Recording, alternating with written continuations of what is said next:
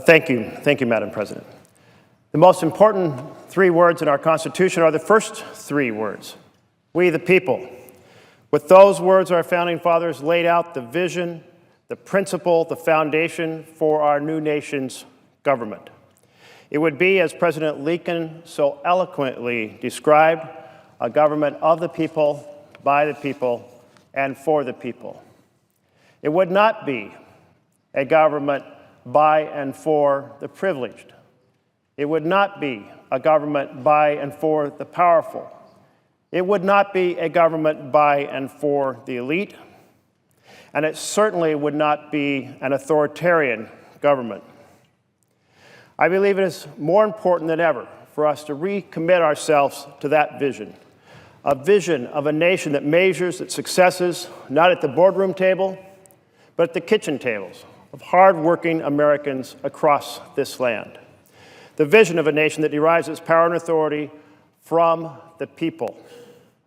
In order to do that, Mr. President, we must resist President Trump's dangerous tilt towards authoritarianism. Throughout his candidacy, and now within the walls of the White House, President Trump has viciously, repeatedly attacked the media. He has inflamed people's anger towards immigrants, towards religious minorities, toward refugees, and he has undermined or attacked individuals who publicly stand up to him and the shortcomings of his policies. These are core strategies used by authoritarian leaders from time immemorial to consolidate power. These are strategies that are incompatible with our constitutional we the people construction of government. And we must call out these strategies, and we must resist these strategies. President Trump's authoritarian leanings were there from the beginning. Like many figures throughout history, he rode into office based as much on a cult of personality as on the merits of his policies. It started with the nicknames and the unrestrained insults, calling opponents crooked and lion and phony, calling critics dumb as a rock, incompetent, crazy, or dishonest. He escalated to calls to toss out or hurt protesters at his rallies. At one point, he even promised to pay the legal bills of a man arrested for punching a protester at a rally in North Carolina.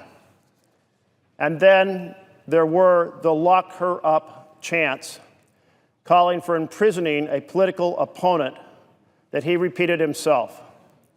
Threatening to throw your opponent in jail if you win is a strategy usually seen only with dictators. Mr. Trump himself best summed up his populist cult of personality when he said at one campaign event, and I quote, "I could stand in the middle of Fifth Avenue and shoot somebody, okay, and I wouldn't lose any voters, okay?" End of quote. The scary thought is that he was probably not so far off the mark. And this aggressive and unswerving loyalty is a challenge to our we the people democracy. Let's take a look at Senior White House Policy Advisor Stephen Miller's declaration on Face the Nation last month. He said, quote, "Our opponents, the media, and the whole world will soon see as we begin to take further actions that the powers of the president to protect our country are very substantial and will not be questioned." Interesting statement to make. The president's powers will not be questioned. What a bold, un-American, authoritarian statement to make. Because here in America, our nation, our national government is premised on the concept that we can challenge our leaders. It is not only a privilege, it is a responsibility. Yet Mr. Trump has repeatedly attacked this fundamental American principle and those who exercise it. Take, for instance, his attack on freedom of the press. Demosthenes, an ancient Greek statesman, orator, and legal scholar of the 3rd century BC, once said, quote, "There is one safeguard known generally to the wise, which is an advantage and security to all, but especially to democracies as against despots: suspicion," end of quote. What Demosthenes was saying is that in a democracy, we don't take the statements of our political leaders simply at face value. We test those statements against the facts to find our way to the truth. In the United States, a free and open press is how we exercise that suspicion and find our way to the truth. Thomas Jefferson believed that. He said, "Our liberty depends on the freedom of the press." Our liberty depends upon the freedom of the press. Benjamin Franklin echoed that belief when he said, "Freedom of speech is ever the symptom as well as the effect of good government." John Adams wrote, "The liberty of the press is essential to the security of the state." So essential, in fact, that the Founding Fathers enshrined our commitment to a free and open press in the very first amendment to the Constitution, that Congress shall make no law abridging the freedom of speech or of the press. Yet what we have seen time and time again from President Trump is an endless attack against the Fourth Estate, against the press. He said the media is very unfair. They're very biased. He complained on Fox News last August. He attacked the New York Times in that same interview, not for the first or last time, saying, "You look at the New York Times, I mean the fail. I call it the failing New York Times." And apparently any news story critical of the president is now fake news. He tweeted in February that, quote, "Any negative polls are fake news." And when asked about leaks from the intelligence community during the last month's press conference in the East Room, he said, "The leaks are absolutely real. The news is fake because so much of the news is fake." His staff has gotten into action too, pushing at one point the Orwellian term alternative facts. During an interview on NBC's Meet the Press, Kellyanne Conway said, and I quote, "Sean Spicer, our press secretary, gave alternative facts, and that in the administration, we feel compelled to go out and clear the air and put alternative facts out there." The White House has taken their fight with the media so far as to block access to outlets that they disagree with, banning outlets like CNN, Politico, the BBC, the New York Times, the Los Angeles Times, to an off-camera press briefing last month.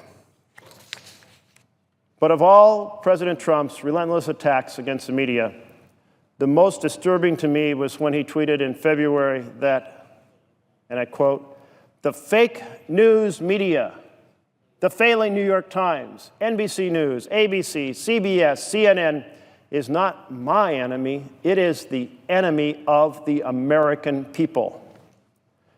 President Trump, I have a message for you.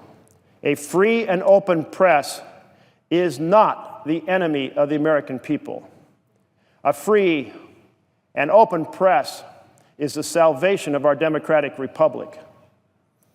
It is the essential warrior in our republic against fake news, against charlatans, and those who would use fake news and attacks on the press to advance authoritarian government.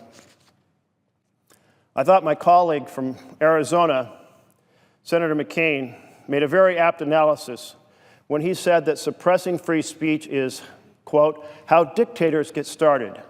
When you look at history, the first thing dictators do is shut down the press. Senator McCain went on to say that if you want to preserve democracy as we know it, you have to have a free and many times an adversarial press.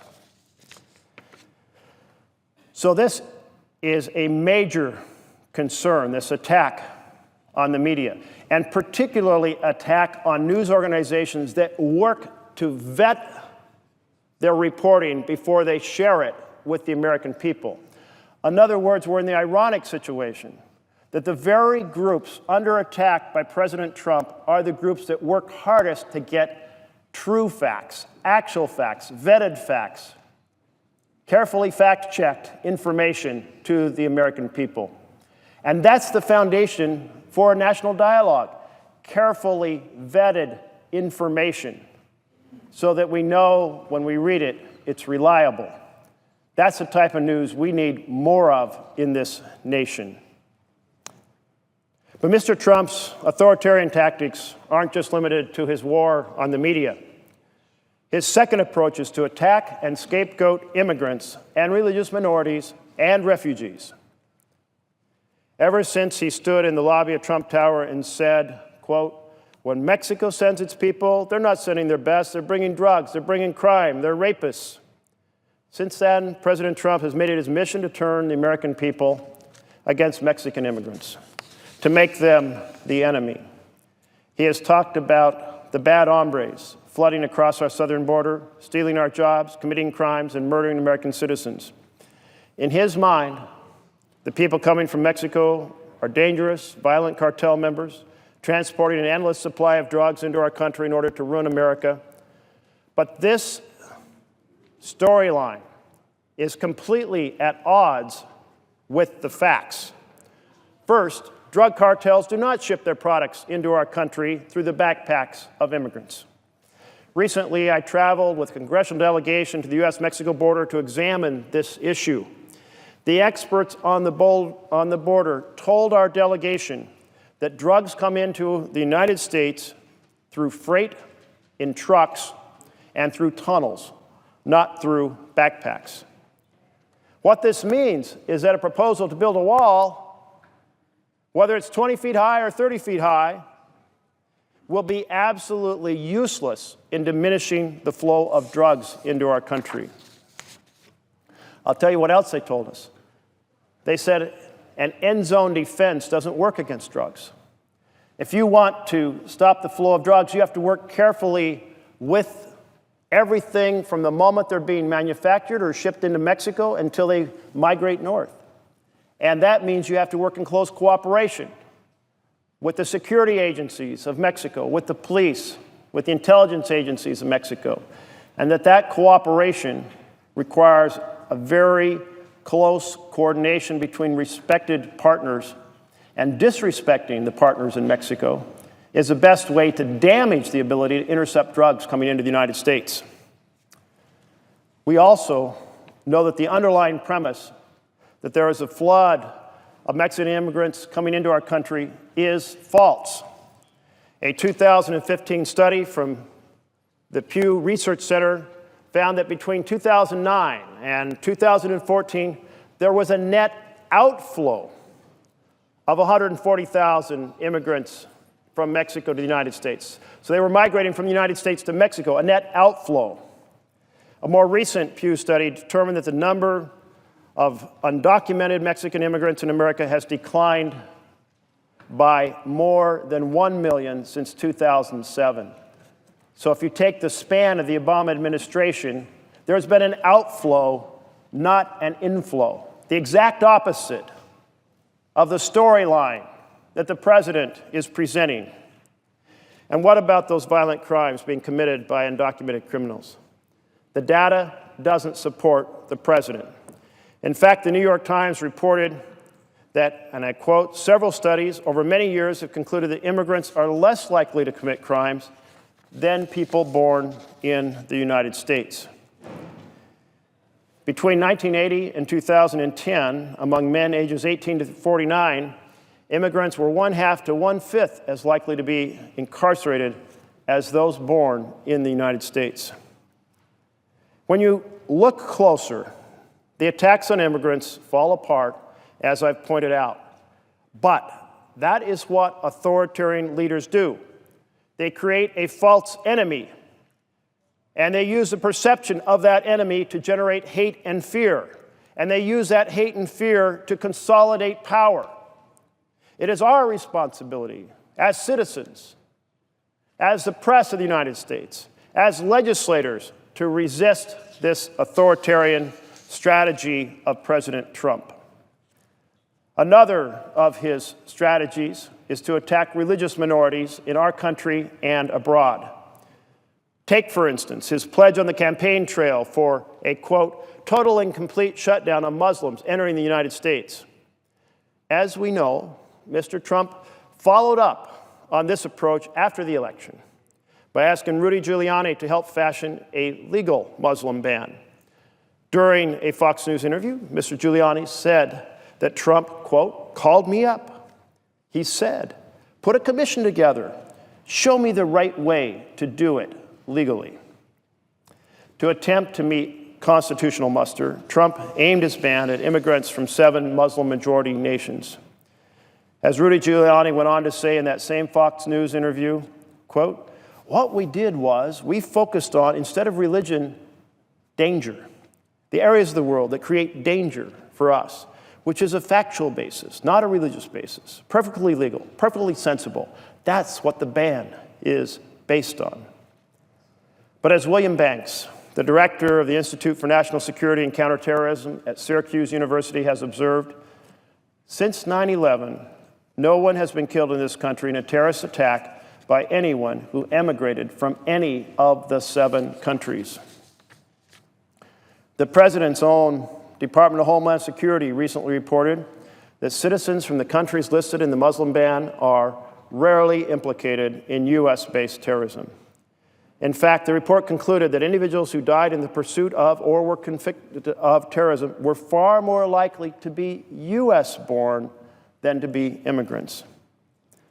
Well, here is the great irony and the tragedy of President Trump's effort to demonize Muslims. Instead of protecting the United States, he is damaging the security of the United States. His attack feeds perfectly into and therefore strengthens ISIS's recruiting strategy of claiming that the U.S. is at war with Islam. Video of his speeches and public statements, especially Trump's call for a Muslim ban, have already been featured in ISIS's recruiting tools. In addition, it weakens the Muslim leaders that we are seeking to partner with in taking on ISIS.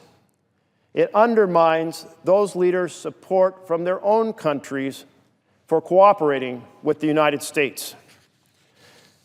So Trump's strategy does double damage to American security. And I wish his impact against religious minorities stopped there. I wish they stopped long before there, because it's incompatible with the fundamental premise, the fundamental values of the United States of America of religious freedom. But throughout the course of his campaign, he gave voice time and again to the views and opinions of white nationalists and anti-Semites. Now, he didn't directly attack the Jewish community, but his white nationalist rhetoric and actions have had the effect of doing it indirectly. When he needs news or information, he turns to the white nationalist Breitbart News, a fake news source which has infamously attacked American Jews, with stories like Bill Kristol, Republican spoiler, renegade Jew. Another one attacking Ann Applebaum of the Washington Post says, hell hath no fury like a Polish, Jewish, American elitist, scorned.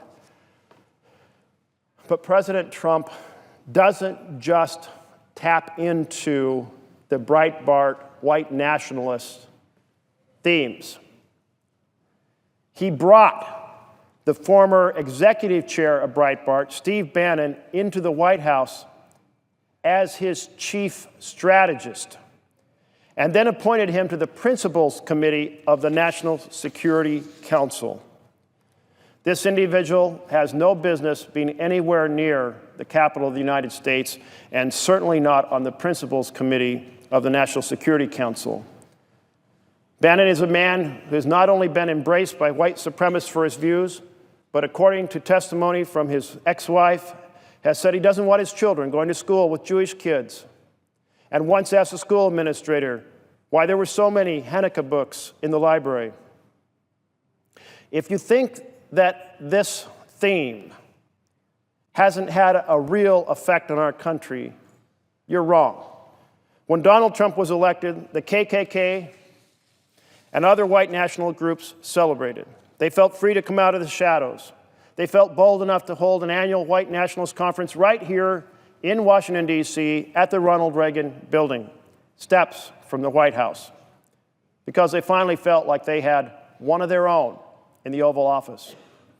These nationalist groups are so emboldened that we have seen more than 100 bomb threats called in to Jewish community centers around the country since January. We've witnessed the desecration of Jewish headstones in cemeteries in St. Louis and in Philadelphia.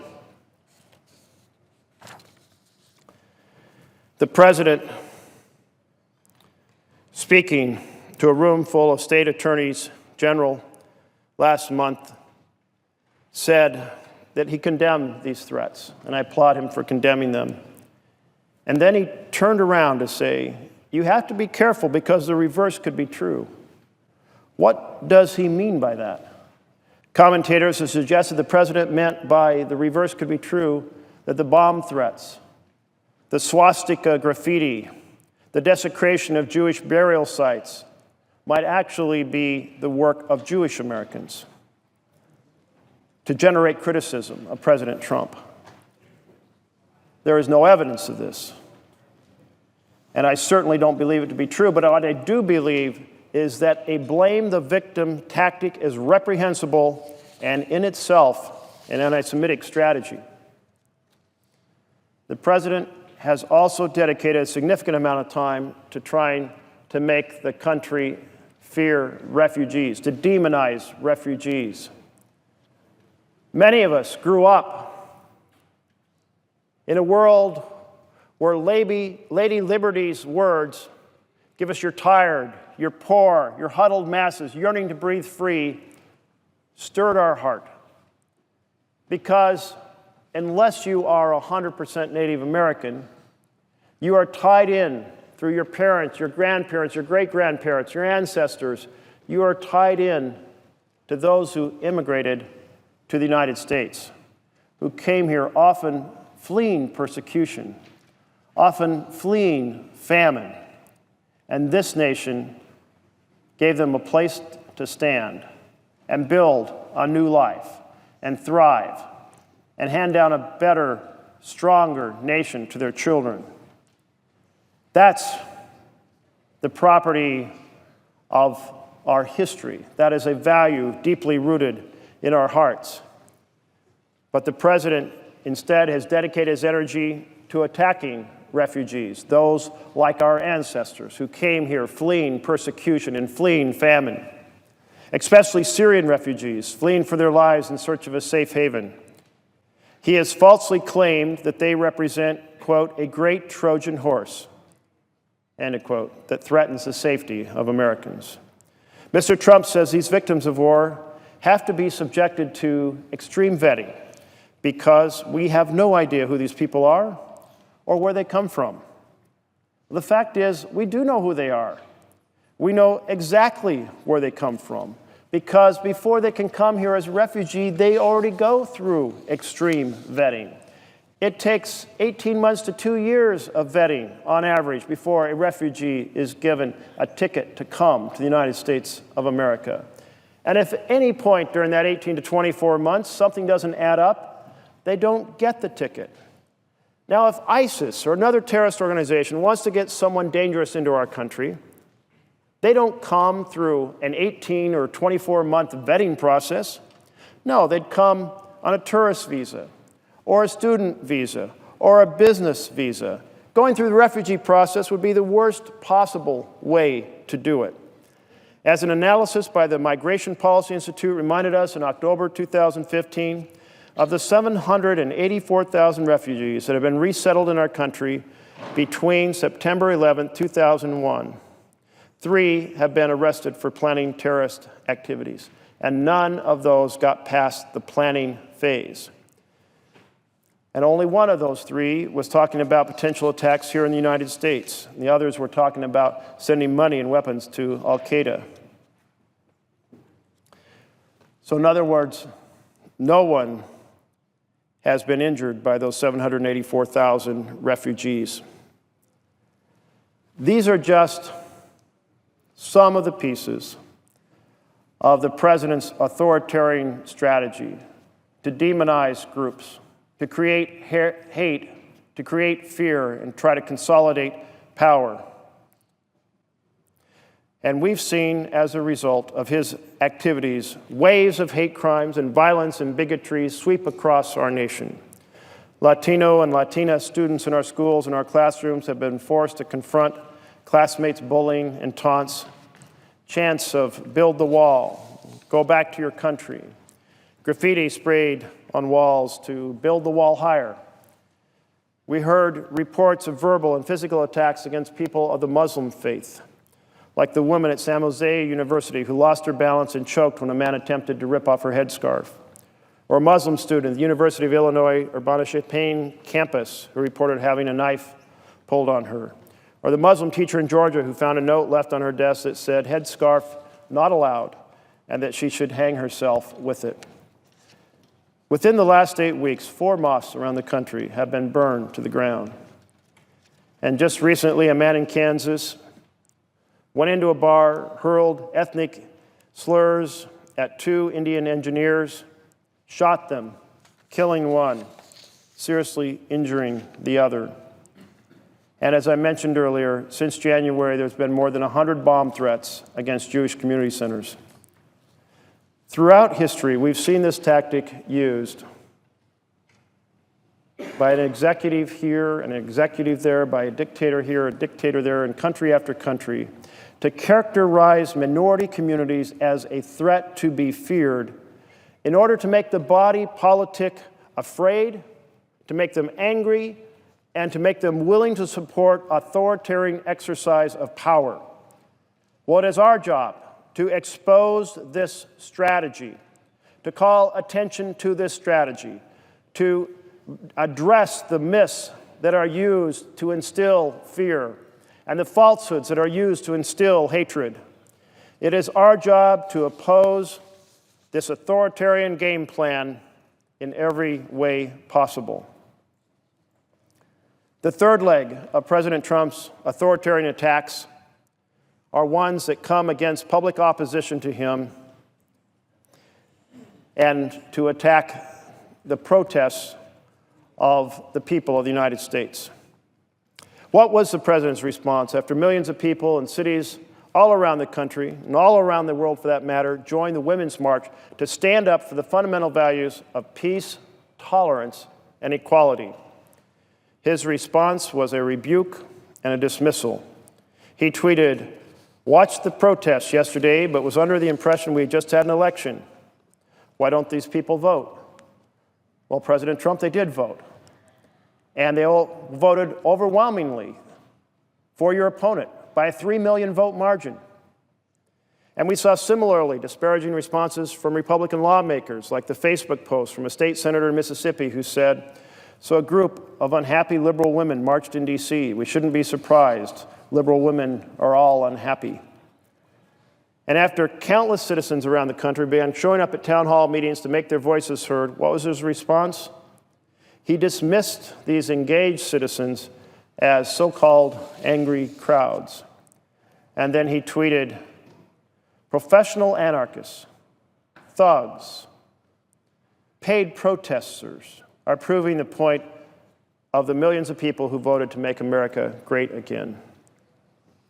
Now, I've held a lot of town halls since January, and many of them filled beyond capacity with regular citizens who are deeply distressed by what they are seeing in our country.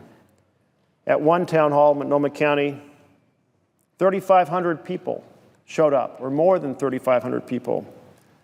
We had so many people that the hundreds of folks who couldn't get in had to stand outside the building in the cold, listening. We took a speaker and put it in the window so those outside could hear, and they watched through the windows. This is we the people government. This is American citizens saying, your strategy, President Trump, is not okay. Your strategy to divide us into factions in America and pitch one faction against another, to demonize groups, to incite hate, is just wrong. But I find it truly disheartening to see the president attacking citizens, exercising their voice, which is often the most basic civic duty.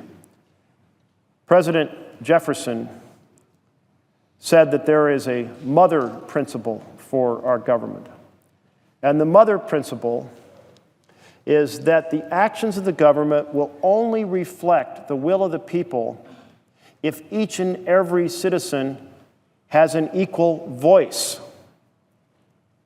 Well, now we know in the modern day of campaign financing that some citizens, and indeed often some non-citizens, that is, massive rich corporations, have a very loud voice compared to the average citizen.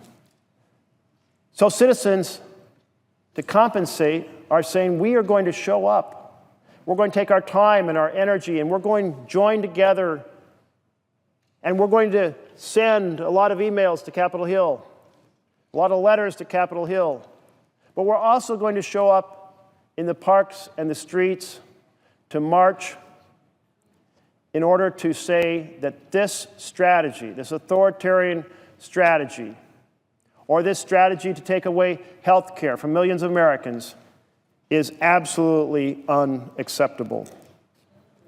And the president somehow is living in a fantasy world where he thinks they're paid? I don't think so. I don't think this last weekend, when 800 people showed up to Redmond, Oregon, to my town hall, that a single one of them was paid. Not a single one.